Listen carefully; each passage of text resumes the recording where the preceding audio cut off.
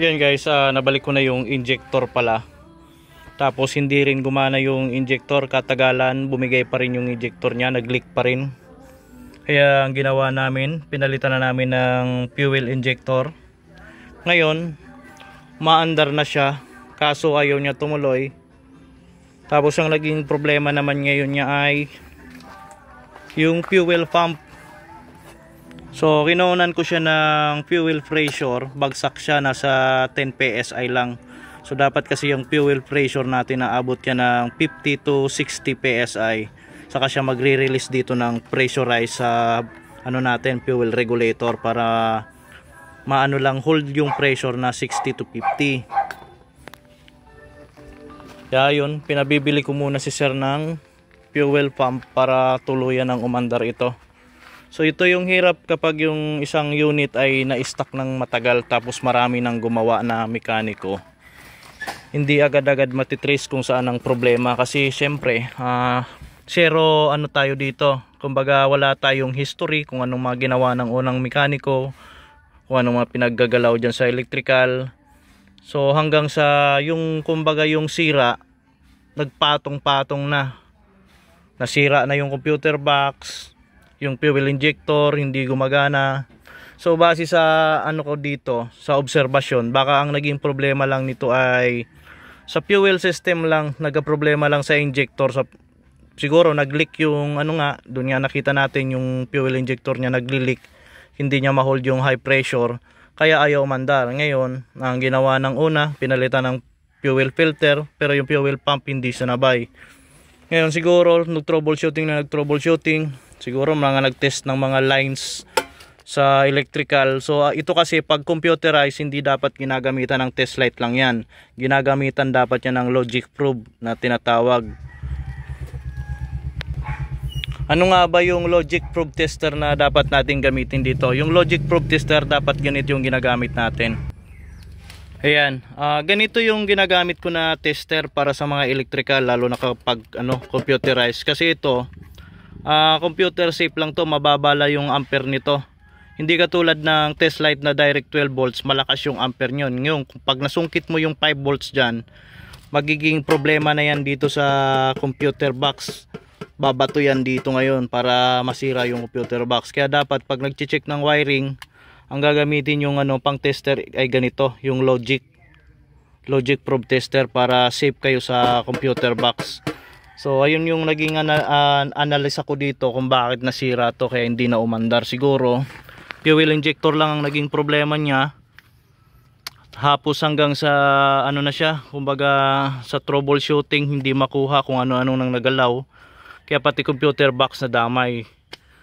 Ayan, tapos ang nangyari dito, na-stuck ng mahabang taon, siguro mga 2 years na stuck, bininta ng may-ari, napunta kung saan ang bumili, tapos si bossing naman binili uli, binalik naman dito.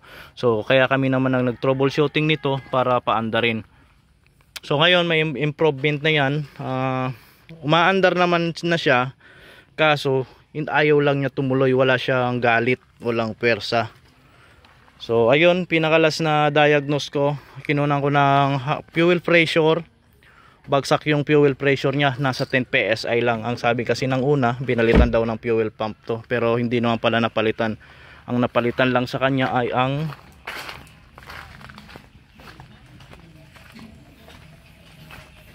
filter lang napalitan. Ito lang ang pinalitan, hindi yung pinaka fuel pump. So ayun, naantayin ko muna si sir para may kabit ko yung fuel pump na bago at mapaandar na natin tong unit na to.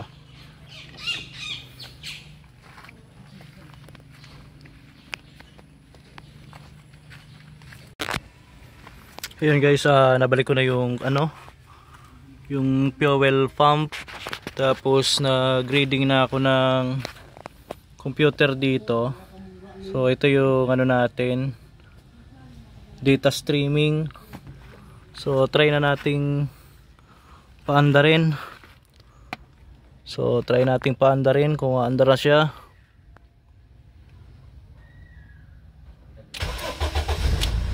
So ayun, umandar na. Tapos nag-reading tayo ng dito, ng computer.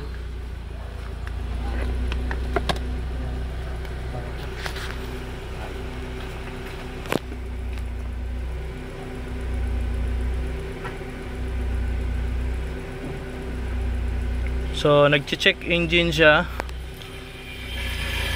Yung oxygen sensor parang hindi gumagana. Naka-check engine. Pero at least umandar na yung unit.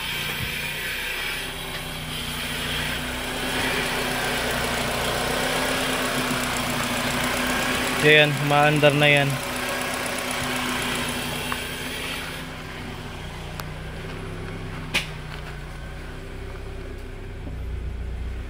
So, ibabalik ko na lang yung dito, mga kinalas para ma-final na yan.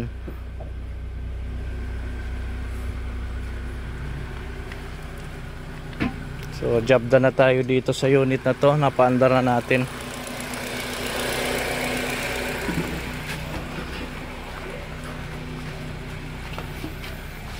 Bali mahigit 1 taon pala tong hindi umandar.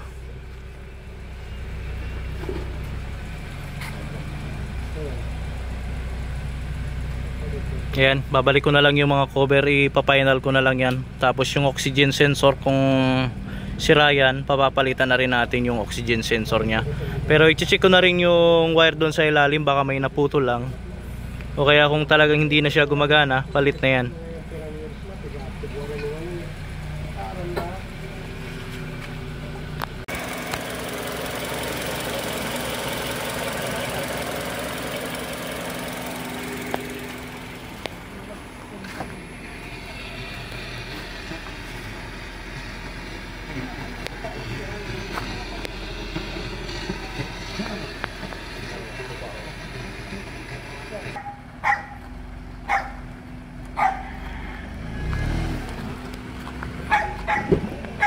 Oops.